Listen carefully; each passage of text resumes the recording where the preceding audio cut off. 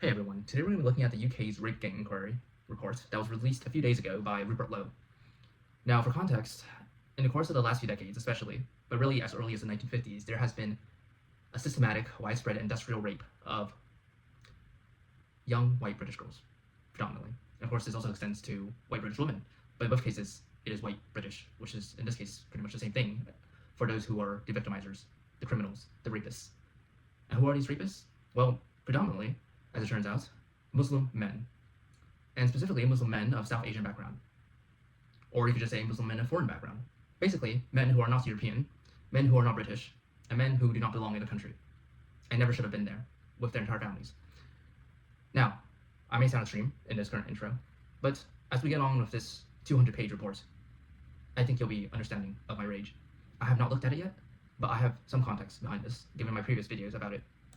Now, because I am not too well informed, all things considered, and I may have questions here and there, I have two AIs up here that I may ask questions of when needed.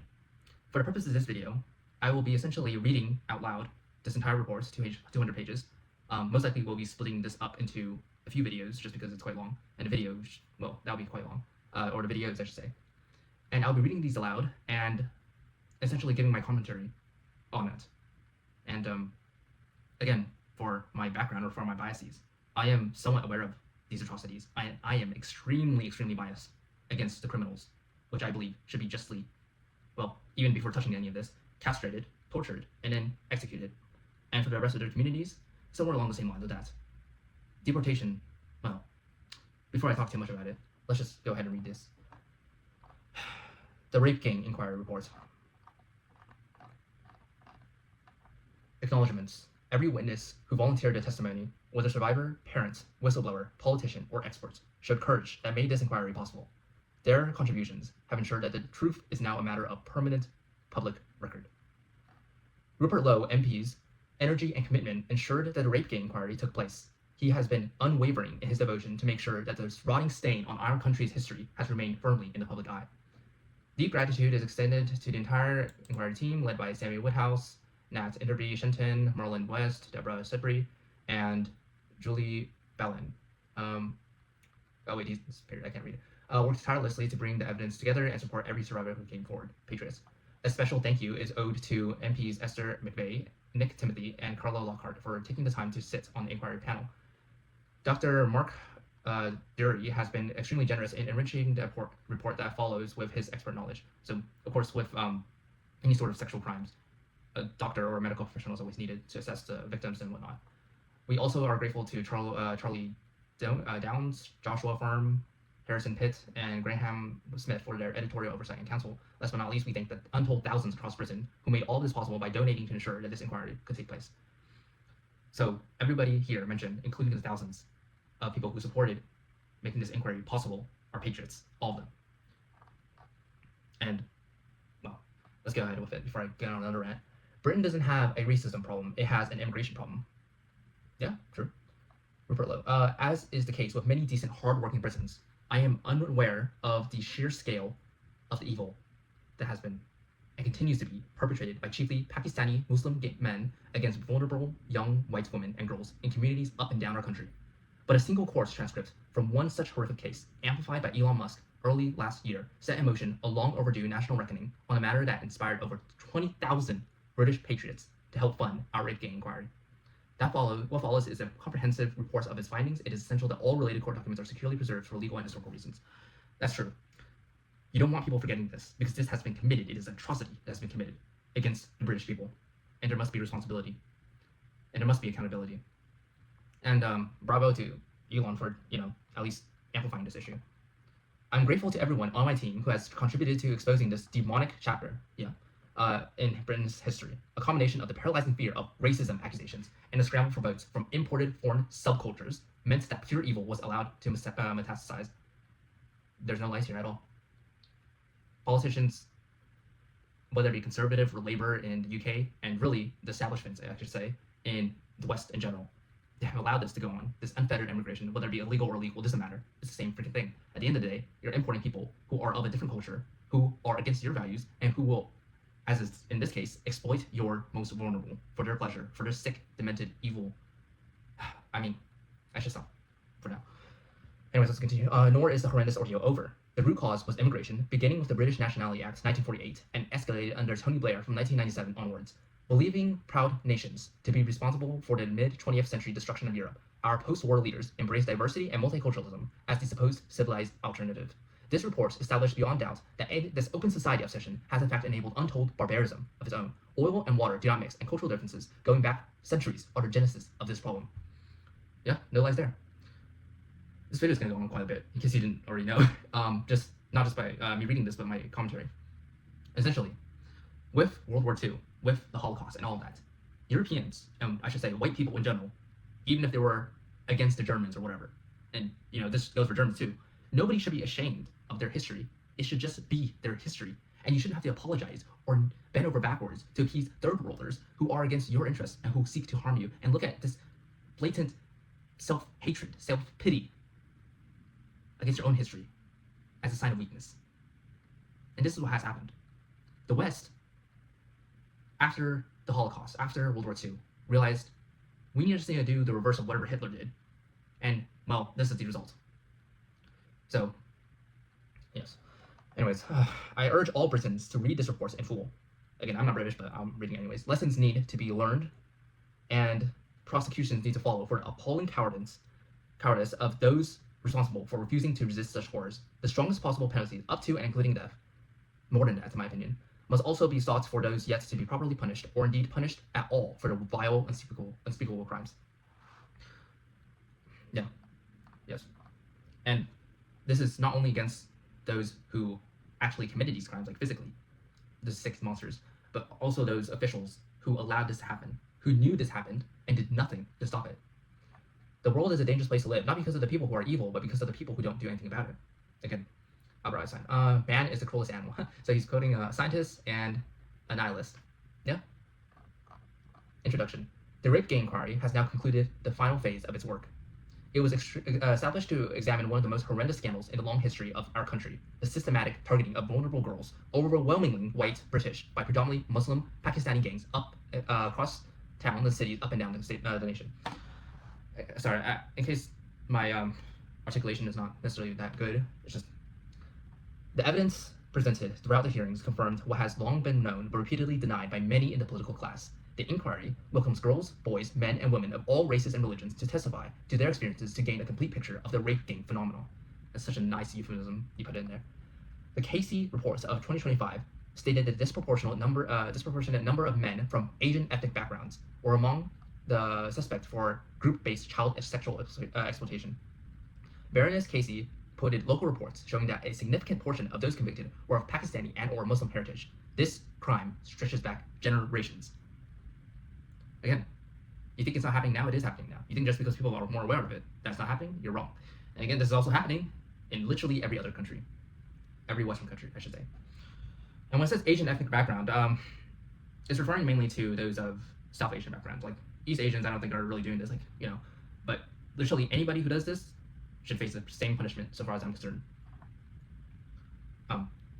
Just for context, like Asian in the U.S. is different from Asian in Europe. Asian in the U.S. is usually referring to East Asians, so like Japanese, Korean, Chinese. Asian in Europe is really referring to South Asians, because that's the primary immigrant group that was there. And well, now you see the problems there. The rape gang inquiry was necessary because the state and its institutions have failed catastrophically over decades. Police, social services, school, the NHS, licensing authorities, and governments allow these gangs to operate with impunity. Again, all of these people, every one of these state institutions, every one of these really just native-born traitors, you should say, they need to be... Capital punishment would be the least you can do. Really, the least you can do. There was a demonstrable lack of political will to confront them.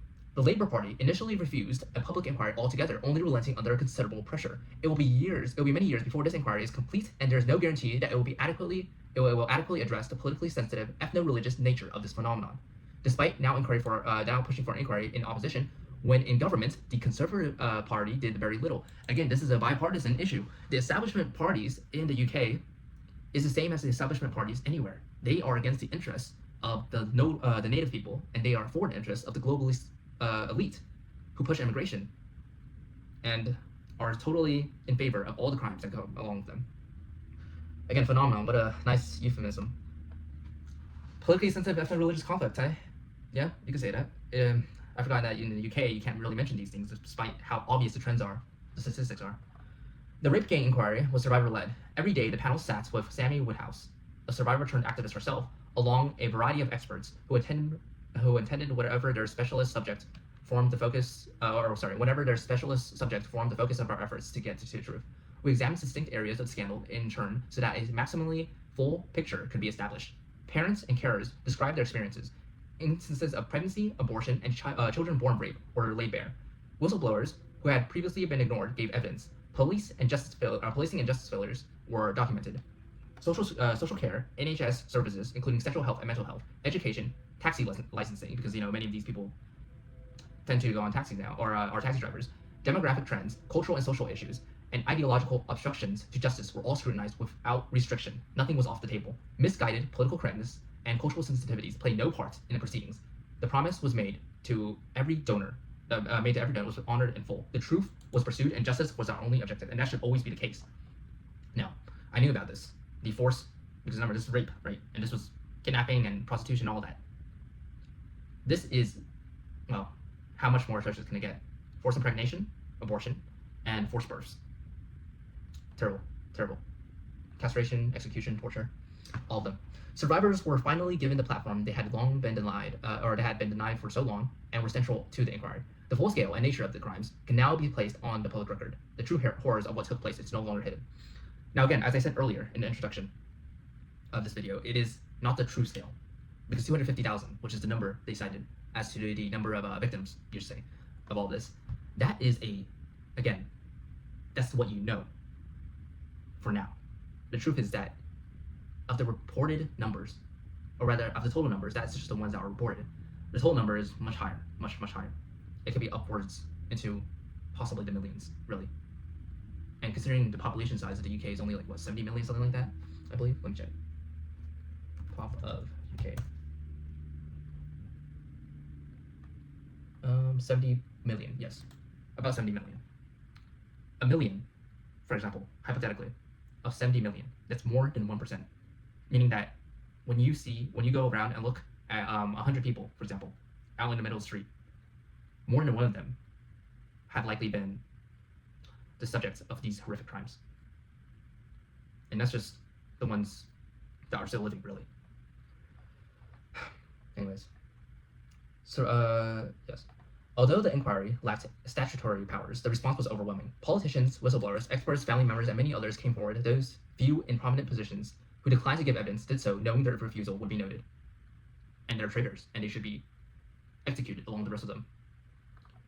This report set out findings and made clear recommendations for how the problem of rape gangs can be eradicated. The country now knows the full truth. The country has been given the basis for justice. The country has a roadmap to ensure that these crimes never happen again. Yes, yes, and yes. And for that to happen, you need punishment. You need accountability.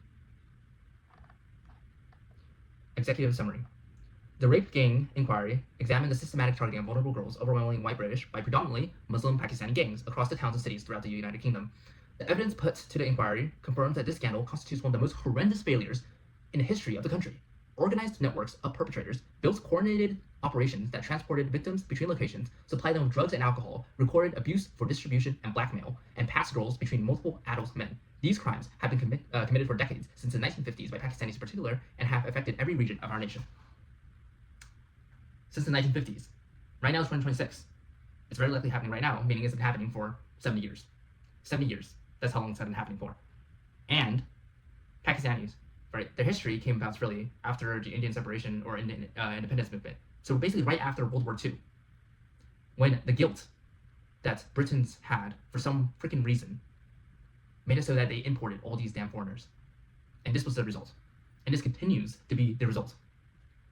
The scale of the crime committed is staggering. It has been previously established that, at the very least, again, the very, very least, 250,000 young white girls have been subjected to repeated rape, gang rape, trafficking, torture, pregnancy, forced Islamic conversion, because this is also a Muslim religious, Afghan religious background to it, and lifelong trauma, to say the least. The true number is probably higher. The perpetrators, yes, The perpetrators bear primary responsibility, yet the institutional failures that enabled them for decades must also be confronted. In court records and official inquiries, around 87% of those convicted in these group-based child sexual exploitation cases bore distinctly Muslim names. So most of them, again, are unsurprisingly Muslim because they're using a religious component of their faith to justify all this. The vast majority of men involved in these gangs were not convicted. Failure of justice. It was allowed by establishment. Dr. Taj Hargi, an imam with the Oxford Islamic Congregation, believes a true proportion of gang members who are Muslim to be found around 95%. This figure far exceeds the Muslim share of the overall United Kingdom population. The overwhelming majority of the rape gang network consisted entirely of men from Muslim backgrounds, predominantly of Pakistani heritage, although smaller groups from Somalia, or Somali, Iranian, Syrian, Turkish, and other Muslim origins were also found or involved. 95%. 95%. It's basically all of them. And you think that they don't know, that their communities did not know this was going on? No, they fooling you. And they allowed this to happen. And again, all these crimes, rape, gang rape, trafficking, torture, pregnancy, conversion, forced conversion, I should say. These are crimes against humanity that would justify more than just simple death penalty. Because right now people are talking about deportations like that's the maximal position. No, that is below minimum. Execution is the minimum. That should be the standard. But you should go beyond that, really. The inquiry heard harrowing testimony from survivors and their families. The method used to groom children typically followed the same process. Girls as young as 11, again prepubescent, were initially befriended by a young Muslim man who then treated the young child like an adult and would then start providing them with alcohol, drugs, and cigarettes. After a few months, the girls would then be collected from school gates, care homes, and streets in taxis. They were taken to houses, flats, restaurants, and hotels where they were raped repeatedly by groups of men, tortured, filmed for blackmail, and told they were white trash or kuffar, who merited punishment. Again, the religious component to this is evident. These animals view non-Muslims as animals. They view white people as trash. They need to be kicked out, at the very, very, very least, if not executed, if not tortured, if not castrated, for their animalistic barbarism that has inflicted untold pain and suffering across, very likely millions, across the West. Many became pregnant while still children. Pedophilia, plus rape, plus forced impregnation. Some miscarried under trauma, others endured coerced abortions, and some gave birth to children who were later removed by the state. In other words, the state would know about this, that is, the British government would know about these, and they allowed it to happen. They did not question, oh no, what happened to all these mixed race babies? Or rather, how did all these mixed race babies start appearing randomly, you know? No. You can obviously look at it's not due to incompetence that they're not able to, recognize patterns and look at the statistics and use logic to figure out what happened. No, they looked away purposely. They knew this was happening and said, okay, sure, whatever. So long as GDP goes up, or people don't call us racist, or they vote for us, or some BS. Really, this is some of the worst I've ever seen. And this, by the way, is like Epstein times infinity, because Epstein was, limited in terms of what he could do because there was only a few such men. But this was widespread. This was literally everything. This was everywhere. This was all of them, and they all need to be executed, castrated, tortured, and executed. We found that the same unspeakable crimes occurred in at least 149 local authority districts, close to 40% of all such districts across the United Kingdom. Survivors described the daily rapes, red rooms of extreme torture, trafficking between cities, and institutional disbelief that compounded their suffering. Some girls have even been trafficked to the Middle East, where they would endure Islamic marriage.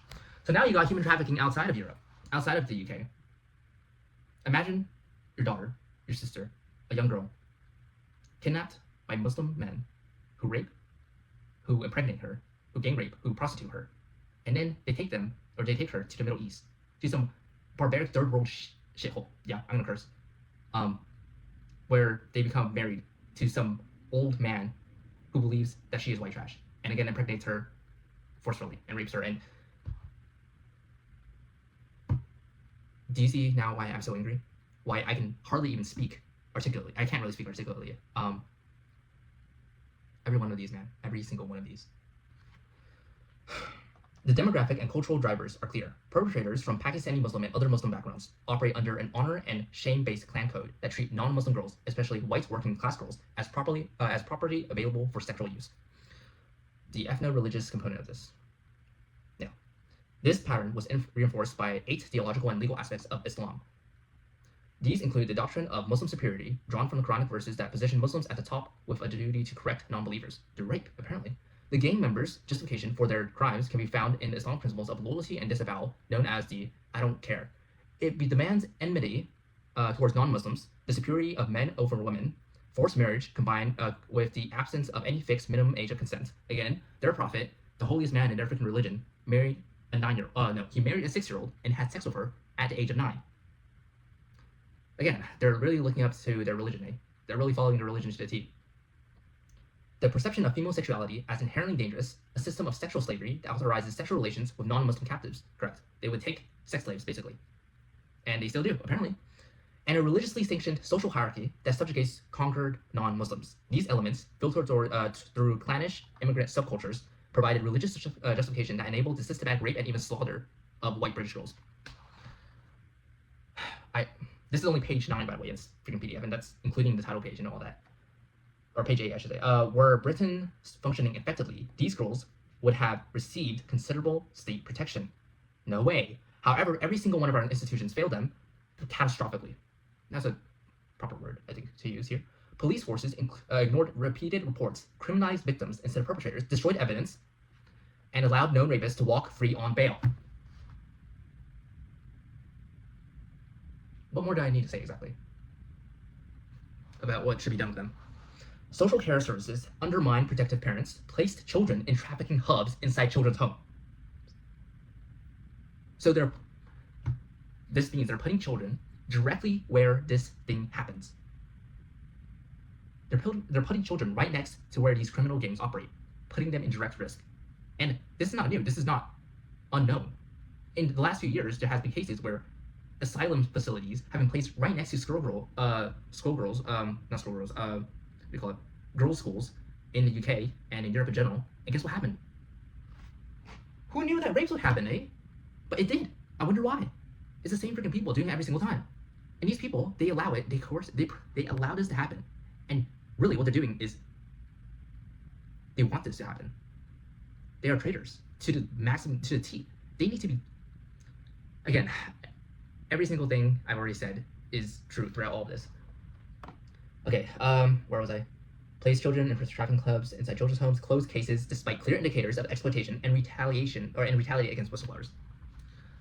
The NHS recorded genital injuries, multiple sexually transmitted infections in children as young as 13, pregnancies caused by rape, suicide attempts, yet discharged victims back to their abusers without safeguarding referrals or trauma care.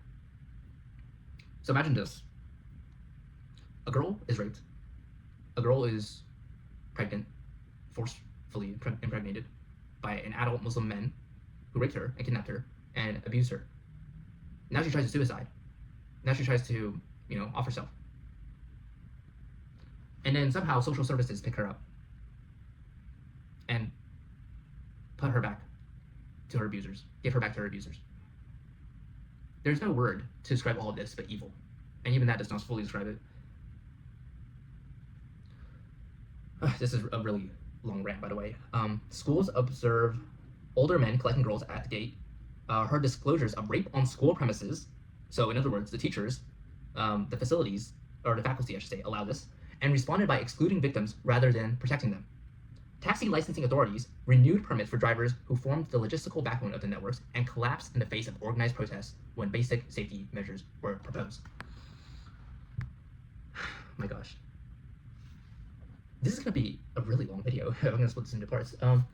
Political failure lies at the heart of the scandal. Successive governments lack the will to confront the ethnic and religious patterns. Again, it's racist to notice all these things. It's Islamophobic. I don't give a damn. If you notice patterns, if you notice that Muslim men are doing this, if you notice that any race of man is doing this, then they need to be castrated. They need to be tortured. They need to be executed. And their entire communities need to be, well, they need to be put through the same ringer, frankly, in my opinion, because they knew all this and they allowed this to happen. The Labour Party bears particular responsibility. It initially refused a public inquiry and only relented under pressure by ordering a process viewed with widespread skepticism.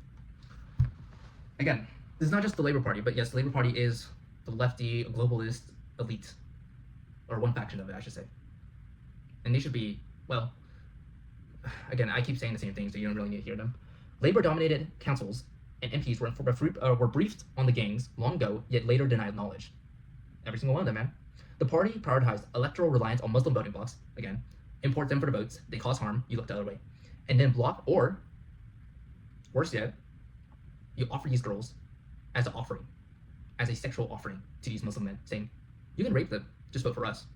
Animals, every single one of them, and then blocked or watered down inquiries, suppressed ethnicity data. Right? They don't want to be racist if you notice any trends, because that's what you'll be, frankly. If you notice that a disproportional number or percentage of a particular demographic is causing a disproportional amount of crime, well, then yeah, I would look at them more closely, frankly. But you're not allowed to do that, otherwise you're racist. What a shitload. And framed legitimate concerns as far-right agitation. Again, everything's far-right, you know. And this is the thing I was talking about earlier, and where Europe, in the West, the elites or whatever, they want to run away as far away as from Hitler as possible. But what you do with that is that you bring Hitler back. You bring the far right back. Because if you call everything the far right, then eventually, when it actually comes about, you're going to be, well, you're not going to survive exactly, but that's just the point. When finally forced to act, the Labour government produced a national inquiry whose tightly drawn terms of reference deliberately excluded systematic examination of the demographic, cultural, and religious drivers. So even when the national inquiry was made, they tried not to say it was the Muslims who did it, even though it was clearly the Muslims, even though it was clearly the foreigners, even though it was clearly the people who are not British, who are not European, who are not white, who do these things. They are animals, and they need to be, well, I keep saying the same things, but that's besides the point. The Conservative Party, while in government, continued with Labour's approach, because they also rely on the same votes, because rather than trying to actually, carry out real change for the best interests of the British people, they cater to big business, who rely on these immigrants for cheap labor, and failed to impose mandatory ethnicity recording or launch a full statutory inquiry despite clear evidence from Rotherham and elsewhere. Scottish political parties have refused a dedicated inquiry and failed to record offender ethnicity. Again, it's not only in England, it's in Scotland, it's in Wales, it's in Northern Ireland, and it's in Ireland, and it's in Iceland, and it is in every single country in Europe, and every single country in the West. And when I say West, I mean really any white majority country. Political correctness, fear of accusations of racism, and fear of losing electoral support from certain demographics have taken precedence over the protection of British children. Yes. The well-being of a single British child is worth more than the well-being of any number of foreigners, in my opinion. That's just the truth of the matter. And yet, these politicians, the establishment politicians, have allowed this to go on, and have placed a value of 1 million of these animals over the well-being of the British children, of the white children, I should say. Whistleblowers, parents, and survivors who came forward showed extraordinary courage, despite having been met in the past with disbelief and intimidation. Coercement by previous governments, and the current government, I should say. The perpetrators operated with impunity because the state enabled them. Not just enabled. This was the offering the state made to these animals. Take our girls, rape them, impregnate them, pimp them out, traffic them to freaking third world shitholes, and marry them. And we'll give you aid, we'll give you housing, we'll import more of you, and then you just give us your votes, because that's all we really need. Again, the evidence now demands immediate and decisive action to eradicate the problem. Yeah, that should have been done like freaking decades ago, man. Deliver justice for the victims and ensure these abhorrent crimes are eradicated from our shores. Not just the UK shores, not just the UK, all of the West, all of Europe, all of America, because if Americans think this is not happening in America, then they're dead wrong. It is happening. We now have a clear sense of the problem. There are a number of measures necessary to resolve them, up to including considerable changes to our criminal justice system and the passage of legislation aimed at targeting specifically gang-based CSE, so child sexual exploitation, and a great amount of institutional overhaul. These are all very nice euphemisms, but do I trust Restore Britain, which is the party led by Rupert Lowe, to do this? Well, I trust them over anyone else that's in this move. So we'll see how it goes. But again, this is the responsibility of the British state. They're the ones who allowed this to happen. They're the ones who, frankly, wanted this to happen. Our detailed list of recommendations includes improving data recording on ethno-religious patterns amongst offenders, far stronger sentencing. Sentencing. It's a lot stronger. It's pretty much just, no. I keep saying the same things. A comprehensive deportation effort. Yep. Institutional accountability measures. Yep. Multi-agency coordination, specialist training, enhanced safeguarding through greater family involvement, and closing the various gaps in British law through which so many victims fell. Here's the thing. I think British law, in this case, was made explicitly so that these victims could fall through them. These gaps, they're not gaps. They're designed for a purpose. And the purpose was the systematic rape of young British girls. But that's just a conspiracy, so who knows? Following the publication of this report, we intend to release the full witness testimonies, gather additional survivor accounts, identify those responsible in Parliament, and begin civil and private legal actions to ensure maximal accountability. The issue with all this, like, that's good, but this takes years. This takes time. Justice must be served. Definitely. Overview of crimes. Okay, so I'm gonna look at which sections so far I've read. I read, yeah, there's a lot more. Okay, this is gonna be taking quite a while, but, okay. I will read for this one up to, let's see, not sure. I'll just keep reading. Overview of crimes. Rape gangs have exploited children systematically across every region of the United Kingdom for decades. And it's not just a few decades, it's since the 50s, 7 decades. The independent chair of the Center for Excellence for Children's Care and Protection, Alexis J, has identified the 1970s as the era, as the decade when immigrant rape gangs first began tormenting the girls of Britain. However, the British newspaper archive reveals that the first recorded case of specifically Pakistani rape gangs date back to 1955, when 4 Bradford-based Pakistanis were charged with raping a 15-year-old girl from Middlesbrough. Middlesbrough? I'm not British, I forget my pronunciation, but this is atrocious. Since 1955, that was 71 years ago. This was soon after former colonial subjects from the subcontinent, so from the Indian subcontinent, so South Asia basically, as much as the Caribbean became eligible to enter the United Kingdom in the non-trivial numbers under the British Nationality Act 1948. What began as singular and small-scale instances became a systematic industrial over time. So again, with decolonization, why in the world did you allow these people to go into the United Kingdom? Why in the world did you allow that? The moment they broke free from colonization, you should have prevented them from ever going to the United Kingdom, from ever going to Europe. But you allowed it to happen. And therefore, this is the result. And even now, this is the result. Because what? Your guilt, your shame, stupidity is what it is. Foolishness is what it is. If it's racist to look for the well-being of your own children, then it's deserving to be called a racist, because that's what it means to be a nation. You look for the well-being after the well-being of your own children first, over the well-being of the sick sexual interests of foreign men. These horrific crimes have been only escalated in recent decades, especially following Tony Blair's 1997 victory and the start of orchestrated mass immigration. With greater numbers came greater opportunities for abuse. Again, you import people who view girls as, especially foreign girls, especially white girls, as deserving of sexual abuse, and you get those. Perpetrators built organized networks that transported victims between towns and cities and passed girls between multiple adult men. Again, another thing is the role of the monarchy in all this. The monarchy is an institutional power that has been there. You can claim that Labour and Conservative were switching around and whatever, but the monarchy is constant. It is there. It was there, and it's still there. They need to be accountable to this as well. They have the power to do so much more than any of these processes, bureaucracies that are made by Parliament, as far as I'm aware. And I'm not too knowledgeable in British law and whatever.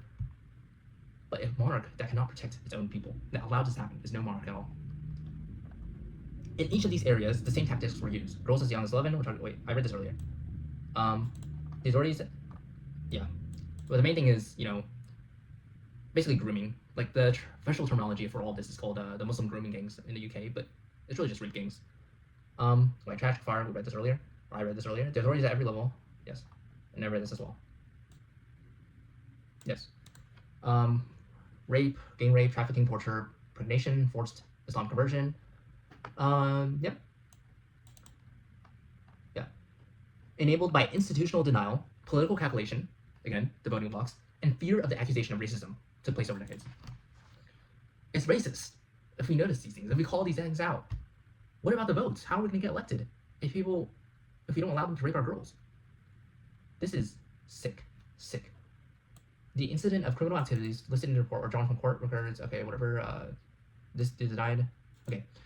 I was just making sure I haven't read this already. The incidents of criminal activities listed in this report are drawn from court records, official and unofficial inquiries across the country, and witness testimony provided to the inquiry. They confirmed that this was never a series of isolated local failures. It was a coordinated, nationwide pattern of organized child sexual exploitation that repeated in town after town, city after city, from the far north to the south coast. The same ethnic and religious profile of the perpetrators were documented through almost all of the witnesses who contacted the inquiry. No surprise, they're doing it in London, they're doing it in Sheffield, they're doing it in Sheffield, they're doing it in Birmingham. All of them. The scale of the rape gang phenomenon is endemic across the entirety of Britain. The 250,000 figure originates directly from a statement in the House of Lords by Lord Pearson of Rannoch on the 14th of May 2019. Do the government accept that if we extrapolate nationally the J reports on Rotherham and the other reports from Telford and Oxford, there appears to have been upwards of 250,000 young white girls raped in this country, in this century, very largely by Muslim men, usually several times a day for years. He added that this number is probably an underestimate, definitely an underestimate. Again, I would place this in the millions. When you're looking at all of the West or all of Europe, but very likely even in the UK millions, or at least a million. The extrapolation now has greater support due to further data that has been collected, derived from scaling the pattern. Okay, so they're saying basically that the 250,000 is more likely, it's probably underestimated, that's true, but it's more likely true now. This extrapolation now has greater support due to further data that has been collected, derived from scaling the patterns documented in major inquiries. Rotherham, J Report 2014, at least 1,400 girls abused between 1997 and 2013. 2013, frankly, was 13 years ago. So why can it not be happening now? With some outdated estimates exceeding this. Some updated estimates exceeding this, again, with every year. While technology does improve, while this becomes better known, that's true, people are still getting away with this year by year. Perpetrators are getting away from this year by year. They're going back to Pakistan, or they're doing something else. Or they're just dying from natural causes. This needs to happen as soon as possible. That is accountability, that is punishment. Justice needs to happen. Perpetrators were overwhelmingly Pakistani Muslim men. And I don't want you guys to think that this is only Pakistani. As they mentioned earlier, this is literally just Muslims in general that were perpetrating this. And their communities were fully aware of this, by the way. Because you don't just rape or carry out rape with your bros or whatever your gang and not have everybody know about it in your community. This is clearly a communal effort. It sounds so sick saying that, but it is. Telford Inquiry, 2022. More than 1,000 children, predominantly girls, over decades, again with the same perpetrator profile. National footprint. The grooming gang model has been confirmed in dozens of towns and cities. Our independent inquiry, led by Rupert Lowe, MP, has heard evidence demonstrating coordinated operations extending to all corners of the country, at least 149 local authorities. When Rotherham / Telford scale is applied across the documented national distribution and multiplied by the extreme underreporting factor accepted by official reviews, the total reaches the 250,000 threshold as a bare minimum. Again, it's emphasizing that this is the bare minimum, meaning it's not the actual number, meaning that the actual number is significantly higher. Because here's the thing, when a girl is raped, it doesn't matter culture, it doesn't matter where she is. It's embarrassing, it is a shame for her to report such a thing. Or rather, it is shameful for her to report such a thing. And this embarrassment, this guilt, totally undeserved guilt, leads many to underreport. And this is just, of course, assuming that they weren't killed already or trafficked to God knows where. We are far from grasping the full extent of grooming gangs, of the grooming gangs' criminality in modern Britain. Yes. So even now it's happening, but you don't know yet. It is reasonable to assume that since sexual abuse of all kinds tend to be underreported, this is also true of grooming gangs. The Independent has reported that almost 1,900 children, or 19,000 children, were identified as sexual exploitation victims in England in 1 year alone, despite the reluctance of state actors to name or tackle the problem of the rape gangs. After decades of abuse, victims must number in the hundreds of thousands. The full scale is not yet known. I would say millions. Every major review has emphasized that the recorded statistic severely understate reality. Fairness Casey, National Audit of Group-Based Child Sexual Exploitation and Abuse, June 2025. The audit explicitly states that the scale, nature, and characteristics of group-based child sexual exploitation remains impossible to quantify precisely due to inconsistent data collection and historical suppression. Independent inquiry into child sexual abuse. and multiple local inquiries, 2022 to 2025, it is simply not possible to know the scale because ethnicity, group offending, and historical cases were routinely underrecorded or shelved to protect community cohesion. Community cohesion, basically, you would kick out entire communities, entire subsets of the population, if you knew the true extent of what actually transpired. And even with this limited glance into this horrific atrocity, I already want the most maximalist, extremist position, because that is what they deserve. The full scale is still yet unknown. Just imagine that. Everything I've read so far is an underreported, limited understanding of everything. It's just the tip of the iceberg. Or relief is a heat map that portrays the various locations in which the inquiry can be sure the rape gangs operated. It's likely that the true extent is far worse. Okay. Rape gangs have operated in at least 149. Okay. Suspected, confirmed. I'll zoom out a little bit. So, this is Northern Ireland. Oh, okay, this whole thing is Northern Ireland. So in Northern Ireland, in Scotland, in Wales, and England, all over England, really. Terrible, terrible, terrible. Jeez. Would you look at that? I'll zoom this out even more.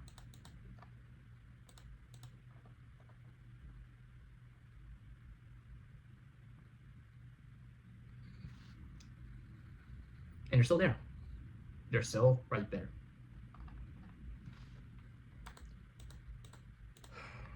The scale, the tactics,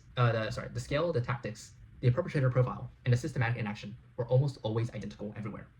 Britain did not face dozens of separate local scandals. It faced one national scandal that the state allowed to grow for decades. Yes. London stands exposed at the epicenter of institutional denial in the grooming gang scandal. While northern towns faced public inquiries after the truth emerged, the capital maintained a wall of silence for years. The mayor of London, Sadiq Khan, I wonder why a Muslim mayor, a Pakistani mayor, that is, his ethnicity, that is, would ever defend or ever be silenced in the face of rape gangs committed by Muslim men against white girls. I wonder why. It couldn't be possibly due to his race or religion, right? Or his ethnic solidarity with his countrymen, his true countrymen. He's not British. No. None of them are. Has repeatedly insisted that there were no grooming gangs operating in cities. That's freaking okay. As our inquiry heard from Susan Hall, leader of the Conservatives in London Assembly, the rape gang phenomenon is in fact endemic within the capital. No way. After challenging Khan about the presence of such gangs in London, Hall was inundated with calls from women and girls purporting to be victims of their predation. Khan described evidence from whistleblowers as malicious and politically motivated. He told the London Assembly that the problem was far more complex than in other parts of the country, and that young people were being exploited through county lines rather than organized group-based child sexual exploitation. He's downplaying it. He's saying, it's not us guys, it's not the Muslim Pakistani guys, it's not Muslims in general, it's not foreigners in general. No, this is just the thing that Britons do to each other. Yeah, clearly. This guy, I don't understand why he is in the position he is. Exactly, why he's the mayor of London. He should just be tortured and castrated and executed right there, in my opinion, along the rest of his scum. These statements were made despite the Metropolitan Police holding reports of young girls being plied with alcohol and drugs and then raped by groups of men in hotels and other locations across the capital. A Daily Express investigation revealed that Khan had direct ties to HM Inspector of I'm not British, guys. Constabulary documents detailing exactly these patterns of offending. He read the files, yet continued to deny the existence of grooming gangs in public. Again, whenever they are elected into office, or really whenever they're not even elected into office, but they're just existing there, they're always looking for the best interests of their ethnic, religious bloc. They are never looking for the interests of the British people. They're in fact looking at how to use the British people, whether it be through sexually exploiting their children, raping them, drugging and prostituting them, trafficking them to foreign countries or trafficking them around the country, or just taking socioeconomic aid that should have gone to a British family. I don't know why people allow this to happen. I don't know why the West allows. I mean, I do know, but it's just freaking stupid. It's why. Shadow Home Secretary Chris Philip, MP, has accused Khan of facilitating a cover-up, and other politicians stated that both the mayor and the Met Police had been denying grooming gangs in London. again, the police is in it too. Campaigners, including the whistleblower Maggie Oliver and Chris Wilde, described the Capitol as the last bastion of denial and warned that the scale of abuse there was more catastrophic than anywhere else in the country. And why is that? Because London is where a large portion of the population lives. I'm pretty sure, let me see. Proportion of London to UK. Yes, so it makes up an extremely large percentage, like 12-13%, and it's quite small given the size, right, of the British population. So you can bet that in the center of all of this is London. The evidence now, of course, a lot of London is also, what do you call it, filled with these foreigners who cause these to happen, or who cause these crimes to happen. The evidence now emerging confirms their warnings. In October 2025, the Met Police announced a review of 9,000 I'll say the whole thing because it needs to be said, child sexual exploitation cases. The National Crime Agency launched Operation Beaconport to examine thousands more files nationwide after initial assessments found human errors, missing lines of inquiry, and cases wrongly dropped. Not wrongly dropped. Not human error, this is purposeful.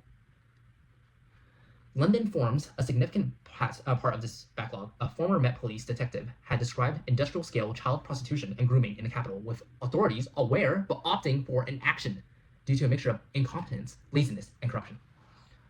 It's not that. It's not incompetence. It's not laziness. It's not even necessarily corruption. This is designed to happen. London has the largest Muslim population in Britain. Wow, correlation there, patterns. Khan relies on significant electoral support from these communities, as well as having an ethno-religious motive to protect the public reputation of Pakistani Muslims in particular, because he is one. Widespread acknowledgement of organized networks of predominantly Pakistani Muslim men targeting vulnerable white girls would have shattered the narrative of community cohesion that successive London administrations, none more than Khan's, have promoted. We're all the same, guys.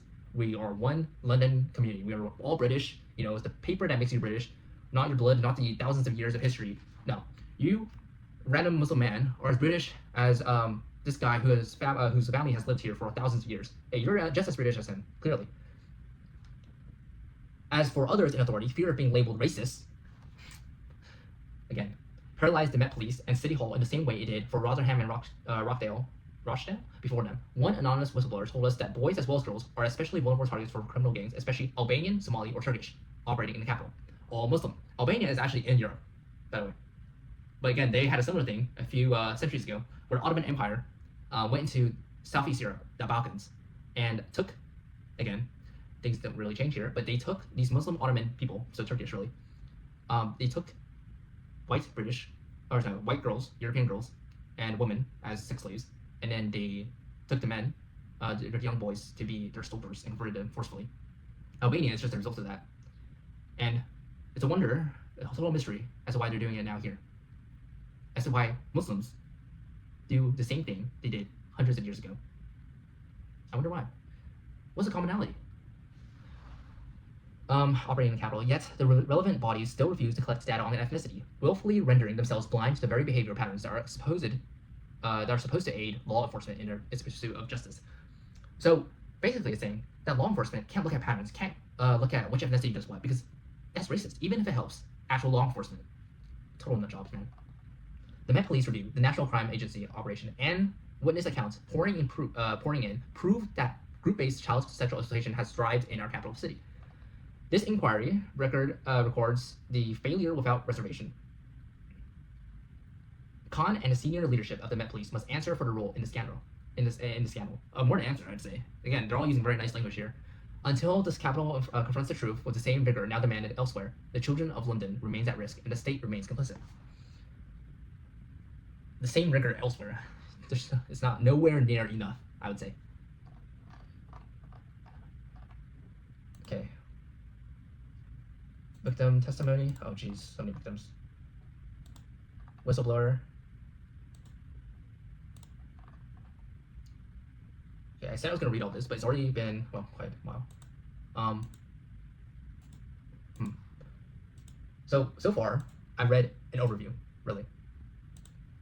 I will finish this video, and then I'll continue on with subsequent videos, detailing the rest of these chapters.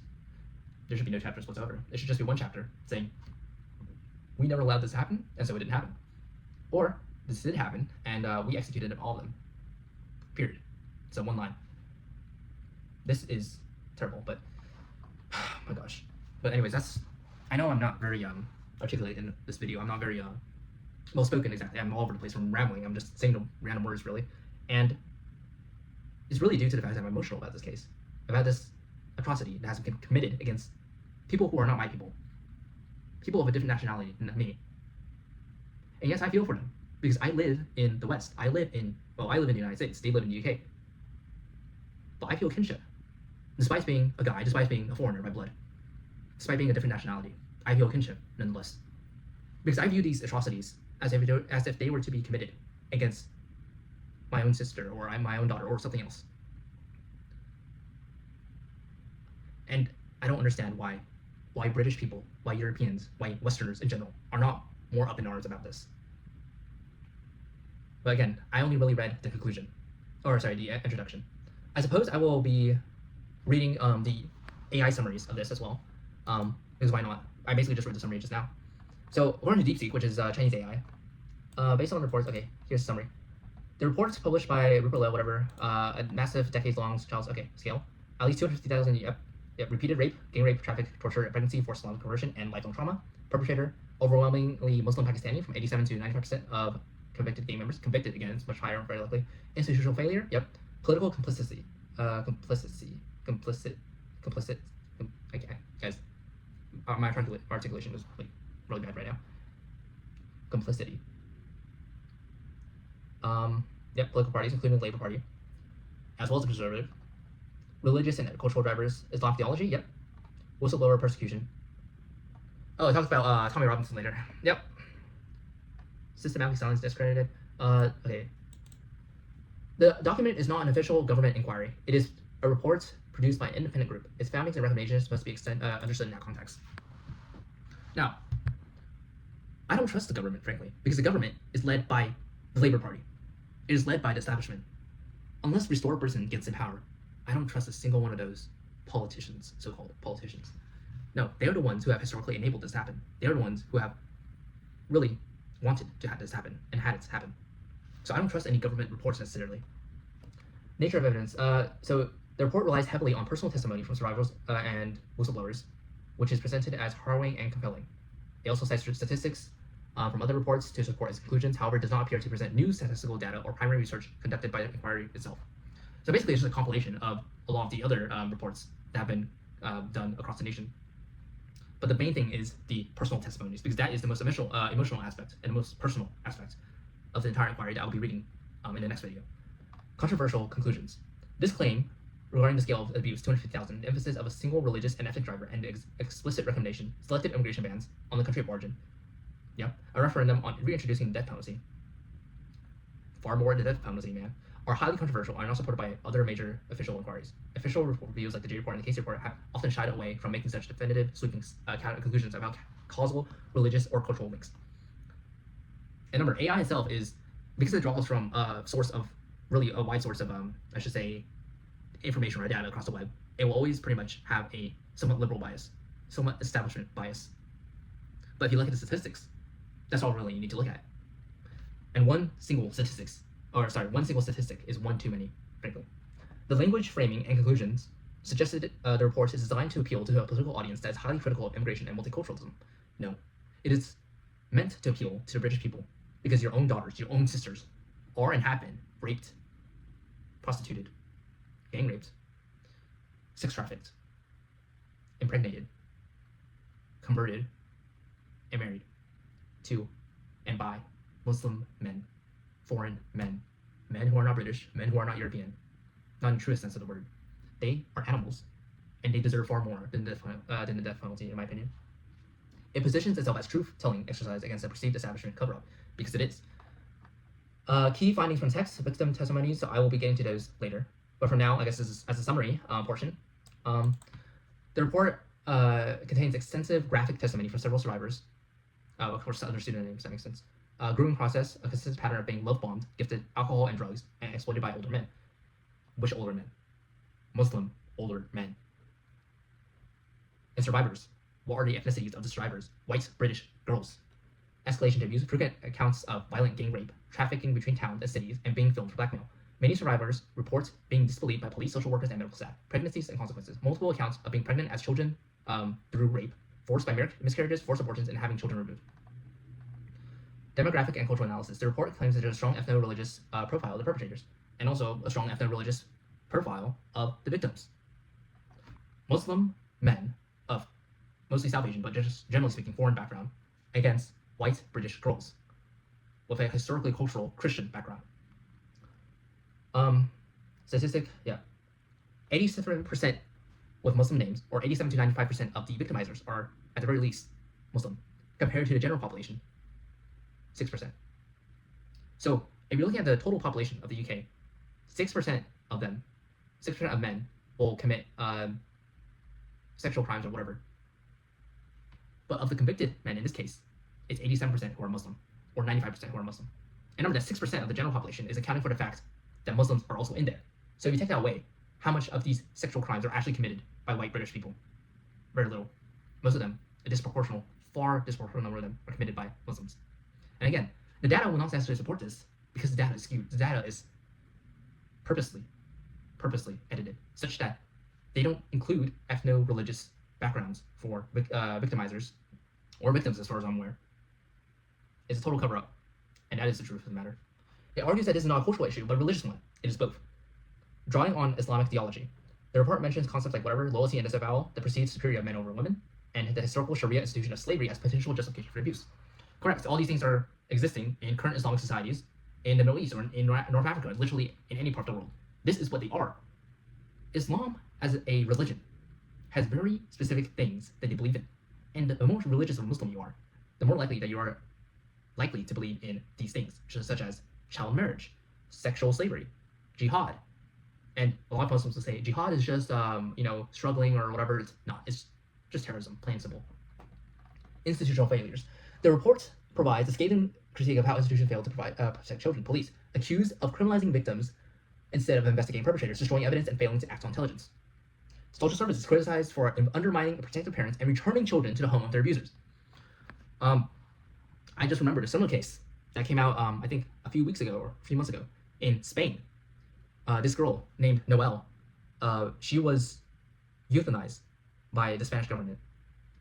Her background was that she was placed in a foster home, and or some kind of home, and she was sexually abused. She was raped, basically gang raped, by several immigrant men for I don't know how long. Afterwards, she became so depressed that she tried to commit suicide by jumping off a high story, and she survived, but became crippled instead, and then she requested euthanization. Now, when she had, in the process of the time when she was placed in the home, I believe, and when she was being sexually abused, and after that, she tried to go back home to her parents' home, but the authorities went in and took her back to the very place where she was being sexually abused, gang raped. She was placed in the same home as asylum seekers, as immigrants, as these damn animals who deserve far more than just plain old capital punishment. So this is not new, okay? This has been happening for decades, and it just happened in Spain, and is very likely happening all across the West, all across Europe.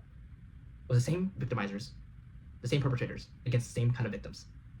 It is always foreign men against raping, basically, young children, young girls, women, of British, Spanish, or really just white background.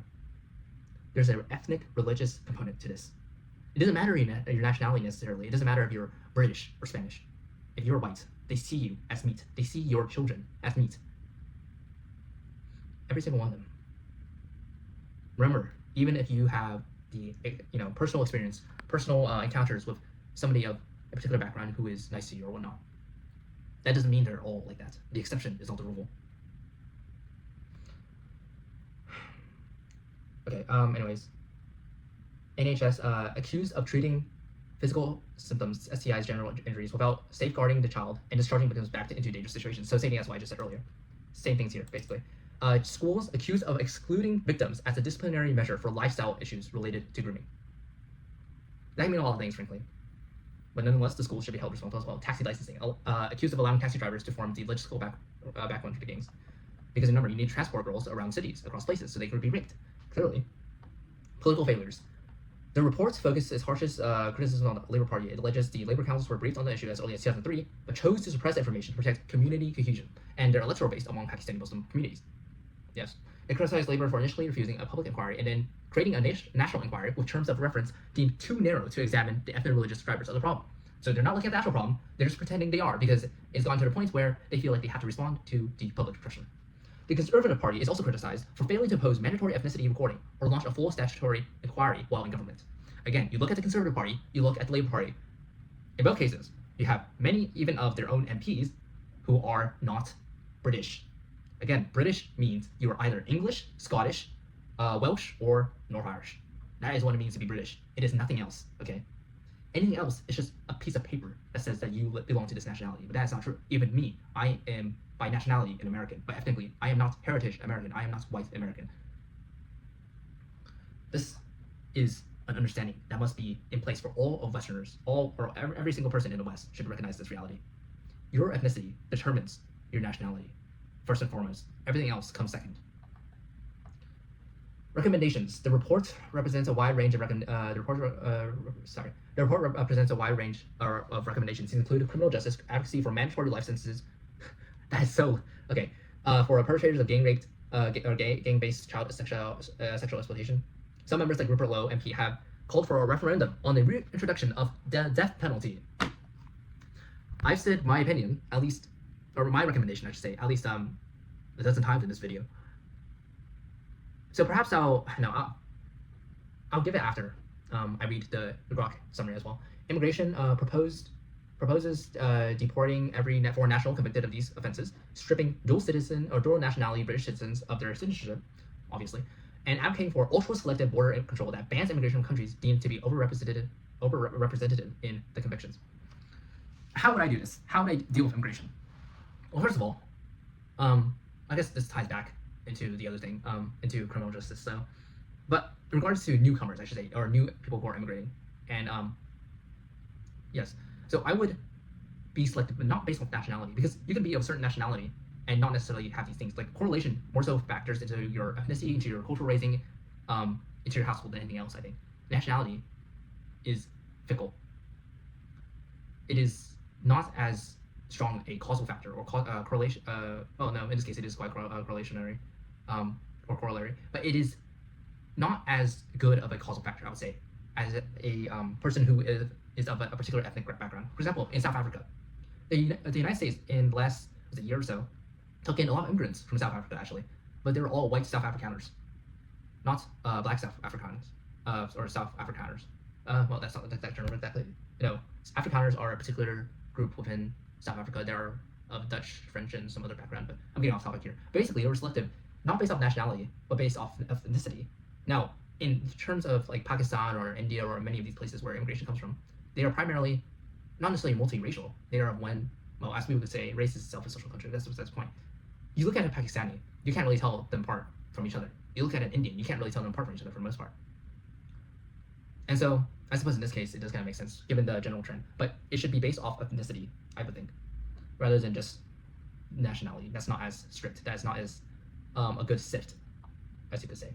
Institutional reform calls for a new childhood sexual exploitation act that would create a specific offense for organized abuse, making ethnicity and religion data recording mandatory, and hold officials accountable for failing to act. This should have been there like freaking decades ago. Support for survivors. Recommend a national compensation scheme and specialist long-term psychological support, specifically recommending compassionate focused therapy, I don't know what it is, for survivors. Yes, these survivors have been ignored, they have been mistreated, to say the least. They deserve far more than whatever they're getting right now. They deserve justice. And justice can only be found by my methods, frankly. But, again, I am not the British state. And I will give my response again later. Private prosecutions. The report encourages victims to pursue civil litigation and private criminal prosecution against perpetrators in the state.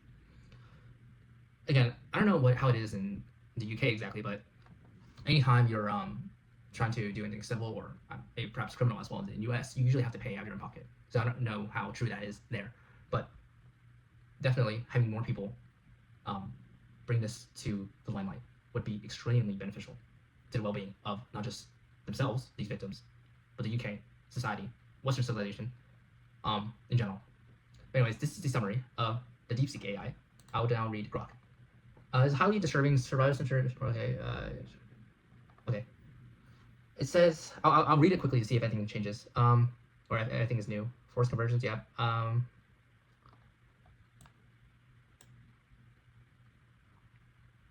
Yep. Tactics were consistent nationwide. Targeting multiple girls, often in care from broken homes. Truanting via grooming with gifts, substances, taxis, parties, and passing them amongst networks. Enabling, yes, fear racism and electoral alliance, cultural and religious drivers. Oh yes, here victims were often disbelieved, criminalized as prostitutes, evidence destroyed or ignored, and whistleblowers punished. Yep. Honor, shame, clan, culture. Again, these people, they are not British, they are not European, they do not have the civilization that is what built the West. That is the most superior of civilizations. No, they have their own civilization, they have their own culture. That's not only incompatible, it is an abomination. Treatment of non-Muslim kafar women as permissible. Yeah. Viewing white working girls as white trash or fair game. It rejects purely Asian framing. I appreciate that, emphasizing the Muslim Pakistani pattern. Now, again, as I said earlier, Asian in Europe means something different, but nonetheless, foreign men. And to be fair, or to be frank with you, if it was East Asians who were doing this, if it was any race, and I don't give a damn, I want the same thing to be done against them as for what I'm going to be advocating for, or what I am advocating for, to be done against these Muslim Pakistani men, or Muslim men, or doesn't matter demographic. Any rape, any sexual exploitation should be met with the harshest thing, the most extreme thing you can think of, times 10. London, alleged epicenter of denial under Sadiq Khan. Okay. Victims like, this is a summary of the victim testimonies. Are harboring extreme repeated abuse by dozens or hundreds of men, institutional difference, trafficking, pregnancies, and lifelong trauma. Hundreds and hundreds of abusers for a single survivor. And again, this is just the ones who are survived, who have survived, not the ones who were killed a long time ago or died a long time ago. Fort Finance is a national scandal enabled by, worse than scandal, enabled by state betrayal, multiculturalism, prioritizing community cohesion over child protection, and immigration cultural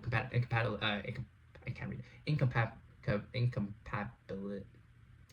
Cultural incompatibility. I'm sorry, I've been reading for like an hour. It's bad. It calls for mandatory recording of offender if their religious status, stronger sentencing, a lot stronger, the strongest, deportation of foreign offenders, failed asylum seekers, and stripping parental rights. Sammy's Law, to clear records of criminalized victims, yes. Here's the thing with victims.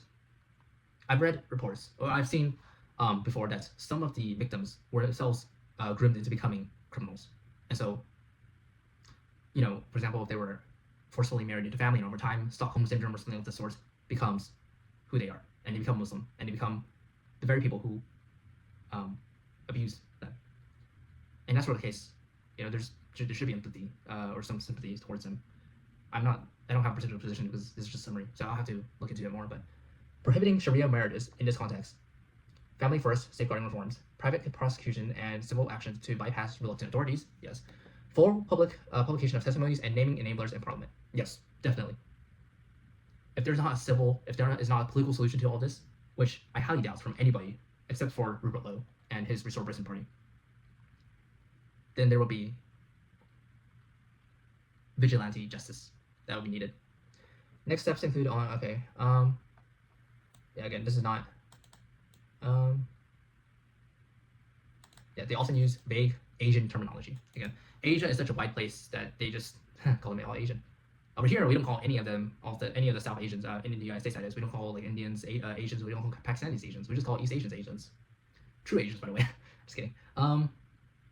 Yes. The targeted exploitation of vulnerable Native girls by organized networks for specific immigrant communities, coupled with authority reluctance, are amongst the most shameful failures in modern British history. Child protection must be colorblind, and uncompromising cultural sensitivities cannot excuse or enable predation. Justice requires full data transparency, rigorous prosecution, regardless of background. Not regardless of background, in spite of background, because of background. That has to happen. Cultural integration demands and safeguarding reforms that put victims and their family first, yes. More specifically, the interests of the British people first. That is, the white people first. Preventing recurrence means honestly confronting group patterns rather than suppressing them, obviously. The system has underscored a human cost, ruined childhoods, to say the least, demanding accountability. Ruined childhoods, ruined adult lives, ruined lives in general. This is just the tip of the iceberg. It is far worse. Again, far, far worse. And so earlier, um, I had, I had already said my solution to this. It is an extreme solution, one would consider, perhaps, but nonetheless, a solution I feel is the most apt in addressing this. So deporting. Here's the issue with deporting, is that they don't actually have them face justice. I understand the appeal of deporting, and at one point I thought deporting was enough too, but no, deporting is far too lenient on them. Deporting is letting them get away with the crimes. No. Here's what you do. Well, first of all, political solutions. How you do this, or how you as the average person, and if you're living in the UK, or if you're living in Europe, or if you're living in the West in general, how do you do this? You vote for parties or you advocate for parties that are best set for solving this problem. In the UK, it's Restore Britain. In Germany, AfD, I don't even necessarily think they're that right wing, or they're not. I say right wing, but what I mean is they're not really addressing the issue. What I mean is that a party has to be as extreme as possible. If not, then you start your own party. Then you advocate for your own interests, and you build up from the grassroots. So that would be the political solution. But what the political party that is in place should do when it does get in power, when the state is fully utilized, if I were the state, I should say, what would I do? This is just my personal opinion, so, don't expect it to be reality. I would, first of all, round up every single immigrant. I don't care necessarily what they are. Every single immigrant of non-European, non-Christian background. I would do that immediately. And then I would put them into camps and sort them. And those who have committed these crimes, who have committed any crimes, frankly, because a lot of them are criminals, just depends on the severity, I would instantly castrate and then torture them for as long as humanly possible without breaking their will, or rather, without breaking their minds, and then execute them publicly. As for those who are their community members, who knew about these things, but did not commit them, personally, I would torture them. I would also castrate them, and then I would send them back, or execution. Both things work. I would send them back to not to where they came from. No, and again, this is generational. So even if the parents were there, and then their child was born in the UK, they're not British. No, deport them, denationalize, deport them back, not into the country of origin. So in this case, Pakistan. No, deport them in the middle of Africa, in the Sahara, in somewhere where they won't survive, and televise them for public consumption. Sorry, I just my phone kind of fell. But going back to the immigrants, the newcomers, or people trying to get in for economic interests, that is,